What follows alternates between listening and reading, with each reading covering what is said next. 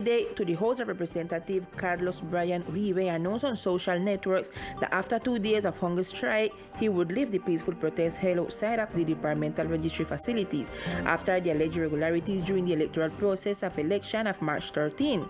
Election that first named him as the winner of one of the seats in the House of Representatives, but after disunity, the seat was given to Representative Jorge Mendez. This was the message left by the engineer in his social networks. I quote, "Sometimes it is hard to understand, but today I leave the blockade and the hunger strike in honor and respect towards the decision of the 975 votes of the Rizal brothers of Old Providence who democratically elected their parliamentarians. Good luck to Jorge Mendez and Elizabeth J. Pang during these 4 years in the Congress of the Republic. Long life Colombia, a social state governed by the rule of law." It is important to mention that the former candidate moved in the afternoon to the Attorney General office to continue with his peaceful protest. However, he only stayed there for a few hours and then officially ended his 48-hour hunger strike.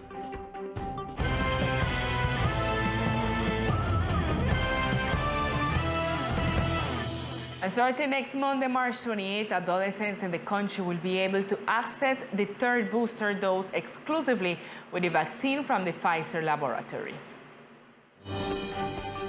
Minors between 12 and 17 years old will receive booster doses against COVID-19 with Pfizer's vaccine starting March 28. The Health Ministry announced Friday the decision is taken in view of the increase in cases of pediatric hospitalizations due to COVID-19 among minors. We can already apply the vaccine and the booster dose to 12 to 17 years old, only with the Pfizer vaccine, which is the one that has shown solid and clear evidence that its vaccine is safe and maintains the immunity of this population for a very long time. This is very good news. The young population with its complete scheme has a very good immunity, but the booster dose in this population guarantees in time to maintain this immunity and gives us protection also to the rest of the family nucleus.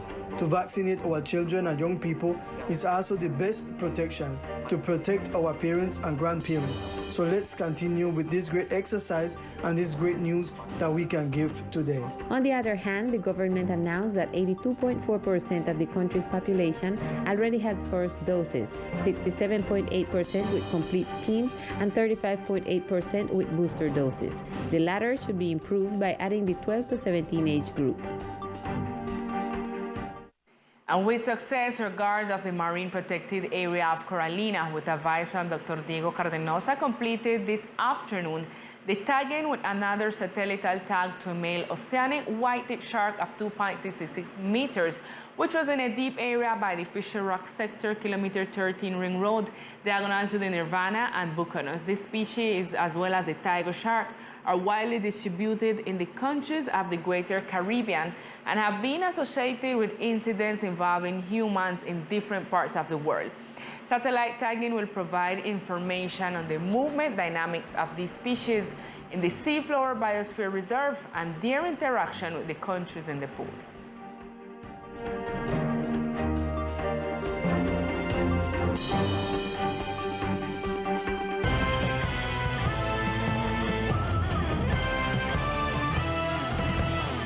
And in other news, a great commemoration of the 40th anniversary of the specific command of San Andres, Old Providence, and Santa Catalina was held today.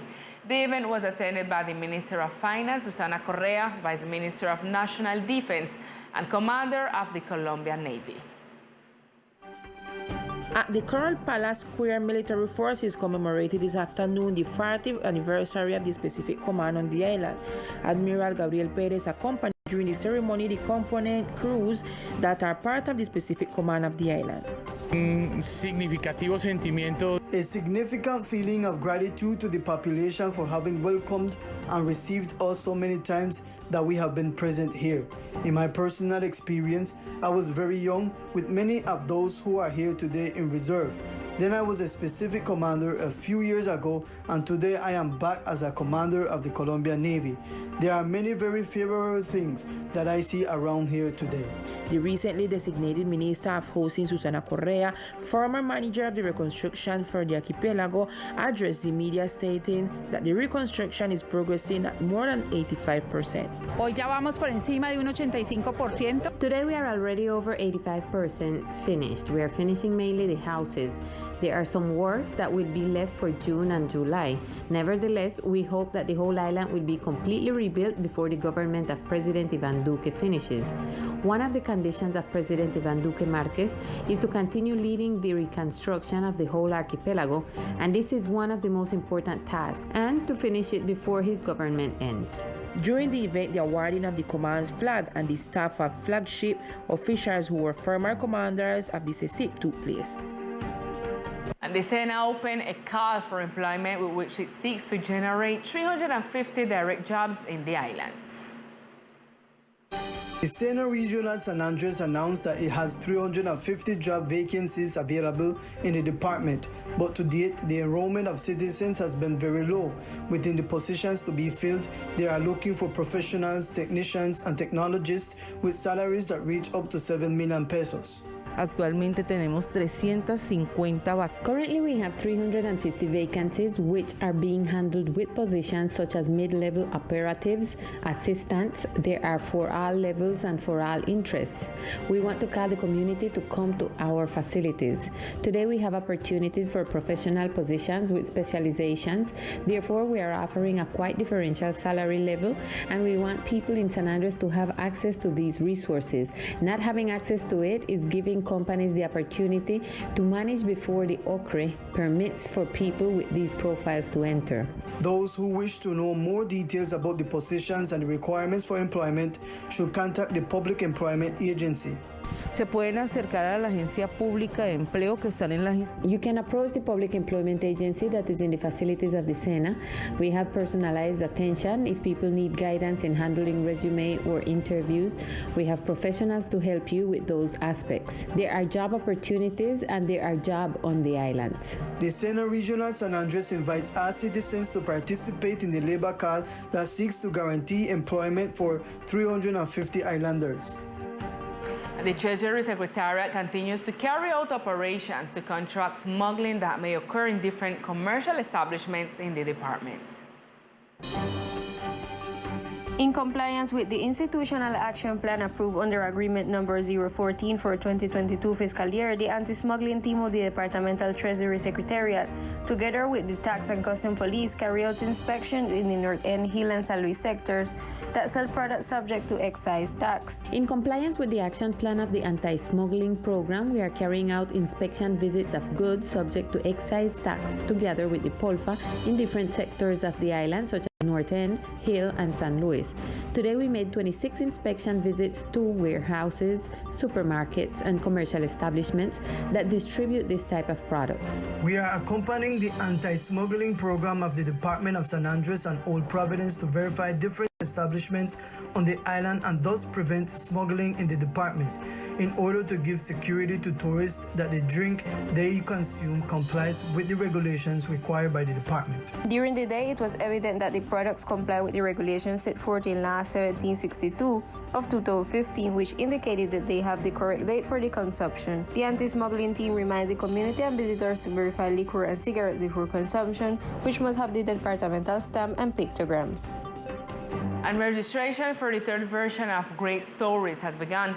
The call is led by Mintic, Canal 13, and Smart Films, which will finance 300 audiovisual short films.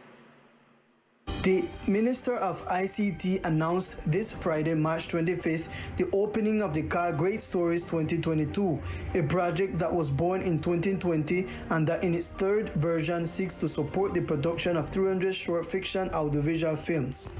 El Ministerio de Tecnología. The Ministry of Technology and Communications continues to promote our audiovisual industry in order to generate concrete opportunities for all actors in the sector who have left the name of our country on high with their talent to tell great stories.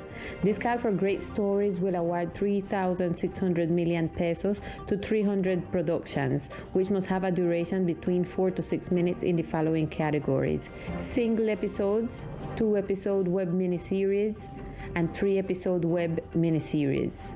All those who can certify their experience will be able to participate.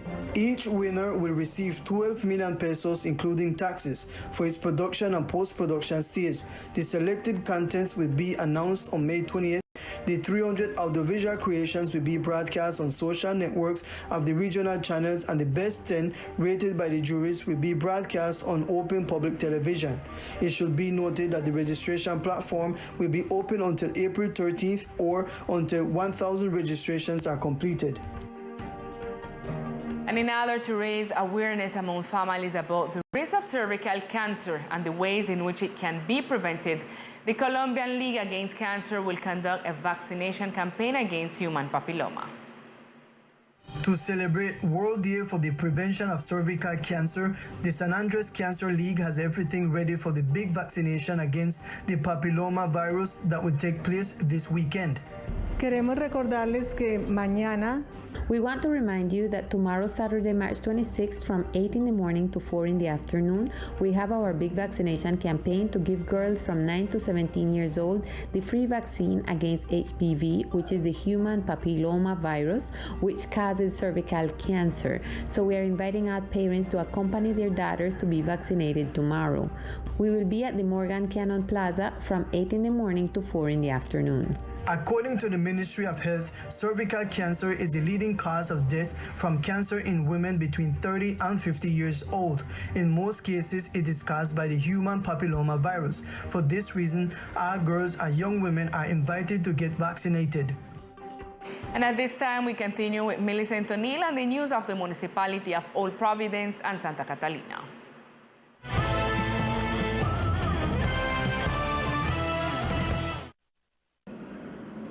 Good evening to all our viewers. This is the most important news from Old Providence and Catalina. During the morning hours, the General Director of the Presidency's Administrative Department, DAPRE, Victor Muñoz, along with the Minister of Housing and Manager of the Reconstruction, Susana Correa, Mayor Jorge Norberto Gari, and several public officials of the National Order were reviewing the progress of several works being carried out in the municipality, including police stations, fire station, SENA, some sports venues, the dock, and the Lovers Lane Bridge. Regarding the bridge, it was reported that the plastic wood floor is already on its way to be installed. And pay close attention to this news from the health sector. As of Monday, the local hospital will no longer operate in the tents in Batam House, but instead it will move to the Cotton Tree Spa in Southwest Bay. As of this Monday, March 28, the field hospital will cease to operate and the medical services of the local hospital will be completely transferred to the spa. This as part of the commitments made by the Ese Departamental to improve the condition of service and attention to users. The transfer is at an advanced stage and the last adjustments are being finalized. The hospital will operate from 3 buildings. The first one will handle outpatient services such as dentistry, laboratories, sampling, and vaccination. Where the spa kitchen used to be located, it has been adapted to handle emergency X-ray services, plus it will have the observation room, resuscitation area, and medical offices. On the other hand, the main building will be used for admission, outpatient consultation, and pharmacy, and the second floor will be housing the administrative area. Starting tomorrow, Saturday, emergency services will be provided at this new location, and on Monday, the hospital will resume its normal operation from there. And in other news, Transparencia por Colombia met with the community of the islands to socialize a follow-up and analysis of the corruption risk associated with the reconstruction of the island.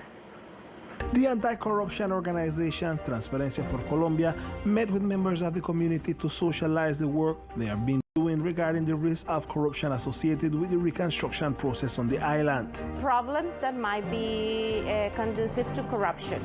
So in that sense, what we did is to analyze all that information, to categorize all this in a corruption risk map, and that's what we were presenting today. One of the main gaps found is the access to information within the reconstruction process. We think it's very important for the community, for citizens to know the real information regarding the processes of contracting, the procurement processes of the investment of the funds for the houses, for the reconstruction, and that information is not available for the citizens. There is a gap, a big gap related to access to information. Tools to mitigate corruption risk were also presented.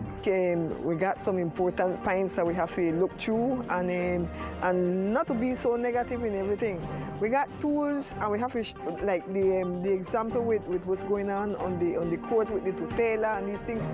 Those are steps that show that, hey, we got action, we got opportunity to keep on fighting, to keep on do things from the legal aspect.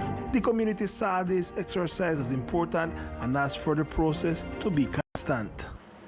This is all the news we have for tonight for the section of Old Providence and Ketlina. Continue in San Andres with more Teleislas News. Good night.